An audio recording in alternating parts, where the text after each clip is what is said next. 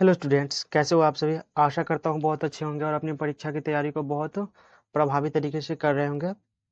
Friends, आज के इस वीडियो में हम लोग देखेंगे क्लास 10th गोधुली गोधुली भाग 2 के तीसरे चैप्टर, जिसका नाम है भारत से हम क्या सीखे। ठीक है, और एक गद्य की कौन सी विधा है, ये भाषण है। ठीक है, इसके लेखक है मैक्स मूलर जी। ठीक है, मैक्स मूलर जी इनके लेखक है। इसके सभी ऑब्जेक्टिव प्रश्नों को देखते हैं। तो चलिए बिना देरी किए वीडियो को शुरुआत करते हैं। हमारा पहला सवाल है, मैक्स मूलर ने उपनिषदों कठ तथा केन का किस भाषा में अनुवादन किया है। तो मैक्स मूलर जर्मनी के थे और इन्होंने जर्मन भाषा में अनुवादन उसका किए हैं। ऑप्शन ए सही हो जाएगा। हमारा अगला प्रश्न है, भारत से हम क्या सीखे के लेखक कौन है। भारत से हम क्या सीखे के लेखक कौन है। तो इसका सही जवाब क्या हो जाएगा, Max Muller, Friedrich Max Muller ji. देखिए, भीमराव अम्बेडकर जी क्या है, श्रम विभाजन और जाति प्रथा, श्रम विभाजन और जाति प्रथा का लेखक कौन है। श्रम विभाजन और जाति प्रथा का लेखक कौन है, डॉक्टर भीमराव अम्बेडकर। अमरकांत क्या है, ये बहादुर कहानी। ठीक है, आपसे पूछे बहादुर कहानी के लेखक कौन है, तो अमरकांत जी। और पंडित बिरजू महाराज किसके लेखक है, जीत जीत मैं निरखत हूँ, जीत जीत मैं निरखत हूँ पाठ के लेखक कौन है। ठीक है, तो बिरजू महाराज। हमारा अगला प्रश्न है, दारिश नामक सोने के सिक्कों से भरा घड़ा किसे मिला था। दारिश नामक सोने के सिक्कों से भरा घड़ा ये वारेन हेंगेस्टिस को मिला था। ये कहाँ पे मिला था,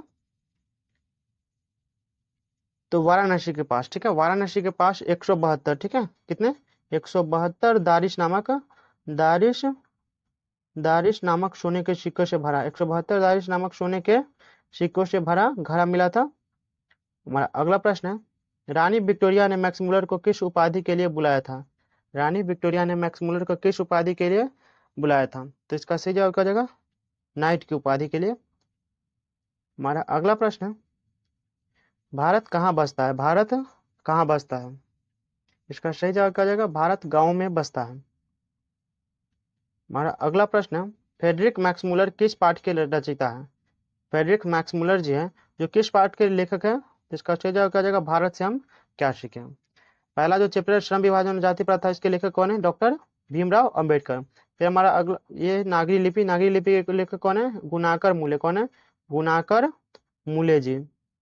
फिर फिर हमारा परंपरा का मूल्यांकन, इसके लेखक कौन है, डॉक्टर रामविलास शर्मा। हमारा अगला प्रश्न है, मैक्स मूलर का जन्म कहाँ हुआ था। मैक्स मूलर का जन्म ये कहाँ हुआ था, ये जर्मनी में हुआ था। कहाँ हुआ था, जर्मनी में। हमारा अगला प्रश्न है, मैक्स मूलर की मृत्यु कब हुई थी। मैक्स मूलर की मृत्यु कब हुई थी, किस वर्ष हुई थी मैक्स मूलर की मृत्यु। तो इसका सही जवाब क्या हो जाएगा, 28 अक्टूबर 1900 ईस्वी में। 28 अक्टूबर 1900 ईस्वी में फ्रेडरिक मैक्स मूलर की मृत्यु हो गई थी। हमारा अगला प्रश्न है, रानी विक्टोरिया ने मैक्स मूलर को किस उपाधि के लिए बुलाया था। रानी विक्टोरिया ने मैक्स मूलर को किस उपाधि के लिए बुलाया था। इसका सही जवाब हो जाएगा, नाइट की उपाधि, ऑप्शन बी। हमारा अगला सवाल है, मैक्स मूलर का जन्म कब हुआ था। मैक्स मूलर का जन्म कब हुआ था। तो इसका सही जवाब क्या हो जाएगा, 1823 ईस्वी में। 1823 ईस्वी में।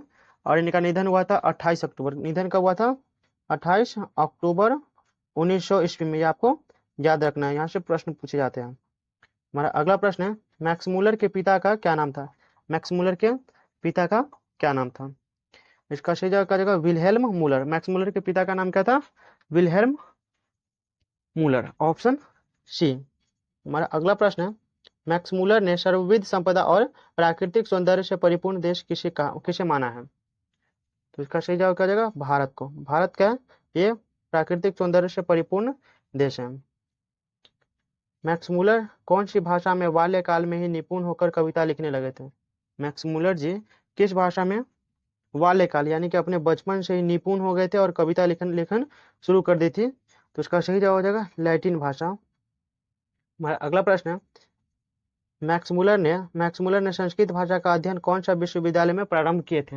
मैक्स मूलर ने संस्कृत भाषा का अध्ययन कौन से विश्वविद्यालय में प्रारंभ किए थे। तो इसका सही जवाब क्या हो जाएगा, लिपजिंग विश्वविद्यालय से। ठीक है, ये मात्र 18 वर्ष की आयु में, ठीक है, मात्र 18 वर्ष की आयु में ये संस्कृत भाषा का अध्ययन शुरू कर दिए थे। हमारा अगला प्रश्न है, मैक्स मूलर ने हितोपदेश का अनुवादन कौन सी भाषा में किया है। हितोपदेश, ठीक है, हितोपदेश से संस्कृत में लिखा गया है, ठीक है। और इसका जिन्होंने जर्मन भाषा में अनुवादन किया, ठीक है, मैक्स मुलर ने जर्मन भाषा में। और मेघदूत का भी, ठीक है, मेघदूत कालिदास की रचना है जो संस्कृत में लिखा गया था, उसको भी इन्होंने जर्मन भाषा में अनुवादन किया। हमारा अगला प्रश्न है, कट और केन आदि उपनिषदों का अनुवादन मैक्स मुलर ने किस भाषा में किया था? तो ये जर्मन भाषा, ऑप्शन डी सही हो जाएगा। फिर हमारा अगला प्रश्न है, मैक्स मुलर ने मानव सभ्यता का मूल स्रोत किसे माना है? मैक्स मुलर ने मानव सभ्यता का मूल स्रोत किसे माना है? तो इसका सही जवाब क्या हो जाएगा? वैदिक तत्व ज्ञान को। वैदिक तत्व ज्ञान, ऑप्शन सी हो जाएगा। हमारा अगला प्रश्न है, भारत से हम क्या सीखे गद्य पाठ का जर्मन भाषा में से हिंदी भाषा में रूपांतरण किसने किया? भारत से हम क्या सीखे गद्य पाठ का जो है ना जर्मन भाषा में इन्होंने मैक्स मुलर ने लिखी थी जर्मन भाषा में, उसको हिंदी भाषा में अनुवादन किसने किया? तो इसका सही जवाब क्या हो जाएगा? ऑप्शन डी हो जाएगा, भवानी शंकर त्रिवेदी। भवानी शंकर त्रिवेदी ने क्या किया है? इसका हिंदी अनुवादन, ठीक है। जो हम भारत से हम क्या सीखे हैं ना, इसका हिंदी अनुवादक कौन है? अनुवादक कौन है? तो इसका सही जवाब हो जाएगा डॉक्टर भवानी शंकर त्रिवेदी। इन्होंने भारत से हम क्या सीखे को हिंदी भाषा में अनुवादन किए। हमारा अगला प्रश्न है, विश्व में कौन ऐसा देश है जिसे मैक्स मुलर ने सर्वविध संपदा से परिपूर्ण कहा है? ठीक है, तो हमारा प्यारा भारत, ठीक है। क्या प्राकृतिक सौंदर्य और सर्वविध संपदा से क्या है? परिपूर्ण है। हमारा अगला प्रश्न है, नृवंश विद्या का शब्दार्थ है। नृवंश विद्या का शब्दार्थ है, तो इसका सही जवाब क्या हो जाएगा? मानव शास्त्र। मानव शास्त्र। हमारा अगला प्रश्न है, भाषा विज्ञान के द्वारा भाषा के संदर्भ में अब तक जो निष्कर्ष निकाला गया है उसमें कौन सी भाषा सबसे अहम है? तो इसका सही जवाब क्या जाएगा? संस्कृत भाषा। अगला प्रश्न है हमारा, मैक्स मुलर ने विश्व की सबसे प्राचीन भाषा में कौन सी भाषा को कहा है? मैक्स मुलर विश्व की सबसे प्राचीन भाषा कौन सी भाषा को कहे हैं? तो इसका सही जवाब क्या जाएगा? संस्कृत भाषा सबसे प्राचीन भाषा है। अगला प्रश्न है, भारत की प्राचीनतम भाषा कौन सी है? भारत की प्राचीनतम भाषा कौन सी? इसका सही जवाब क्या हो जाएगा? संस्कृत, क्योंकि वेद वगैरह की रचना भी संस्कृत में किया गया। हमारा अगला प्रश्न है, भारत को कैसे स्वप्नदर्शियों की आवश्यकता है? भारत को कैसे स्वप्नदर्शियों की आवश्यकता है? तो इसका सही जवाब है sir William Jones. Sir William Jones. अगला प्रश्न है, नृवंश विद्या का संबंध किससे है? नृवंश विद्या का संबंध किससे है? इसका सही जवाब हो जाएगा मानव विज्ञान से। अगला प्रश्न हमारा, वारेन हेंगिस्टस था। वारेन हेंगिस्टस का था? तो ये भारत का गवर्नर जनरल, भारत का गवर्नर जनरल थे। हमारा अगला प्रश्न है, दारिश क्या था? दारिश क्या था? तो दारिश क्या था? एक प्रकार का सोने का प्राचीन कालीन सिक्के, सोने का प्राचीन कालीन सिक्का था। हमारा अगला प्रश्न है, प्लेटो का संबंध किस देश से है? प्लेटो का संबंध किस देश से? प्लेटो यूनान का दार्शनिक थे। हमारा अगला प्रश्न है, शाहनामा का रचना काल है। शाहनामा का रचना काल है, इसका सही जवाब क्या जाएगा? 10वीं 11वीं सदी, ऑप्शन बी। हमारा अगला प्रश्न है, मुंडा किस देश की जनजाति है? मुंडा किस देश की जनजाति है? तो इसका सही जवाब क्या जाएगा? भारत। अगला प्रश्न है हमारा,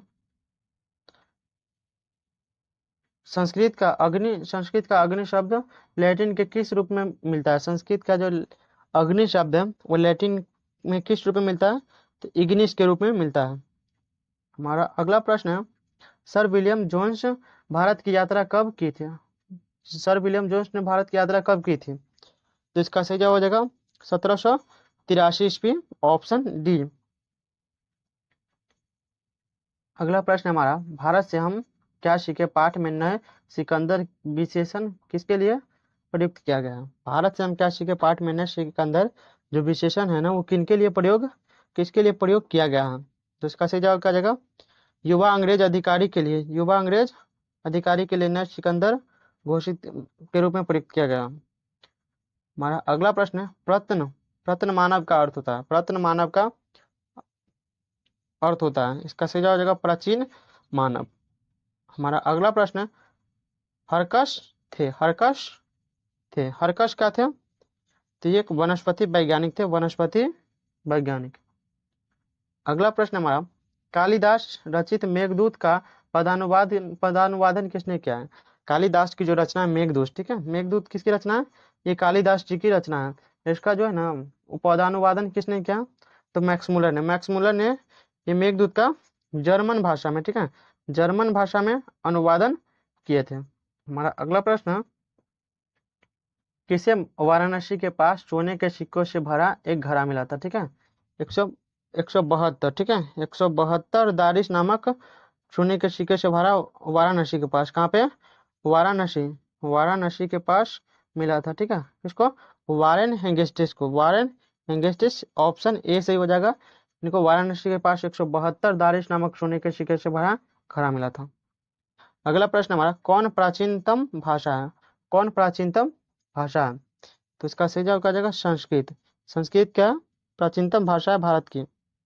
और अगला प्रश्न है, भारत से हम क्या सीखे के रचनाकार कौन है, भारत से हम क्या सीखे के रचनाकार कौन है, मैक्स मूलर जी।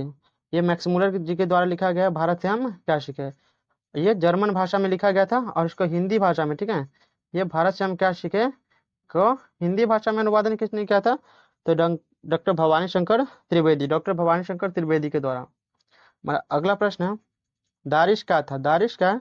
सोने का प्राचीन कालीन सिक्का, सोने का प्राचीन कालीन सिक्का। हमारा अगला प्रश्न है, भारत से हम क्या सीखे पाठ में न सिकंदर विशेषण किसके लिए प्रयोग किया गया, युवा अंग्रेज अधिकारी के लिए, युवा अंग्रेज अधिकारी। हमारा अगला प्रश्न है, मैक्स मुलर ने को स्वामी विवेकानंद ने क्या कहा था, मैक्स मुलर को स्वामी विवेकानंद ने क्या किया था, वेदांतियों का वेदांती। आपसे ऐसे भी पूछा सकता है, स्वामी विवेकानंद ने वेदांतियों का वेदांती किसे कहा, तो मैक्स मुलर को। तो ये रहा हमारा 45 महत्वपूर्ण ऑब्जेक्टिव प्रश्न। अगर वीडियो अच्छा लगा है तो वीडियो को लाइक कर दीजिए, लाइक कर दीजिए, कमेंट कर दीजिए और अपने दोस्तों के साथ शेयर जरूर कर दीजिए। मिलते हैं किसी अन्य वीडियो में।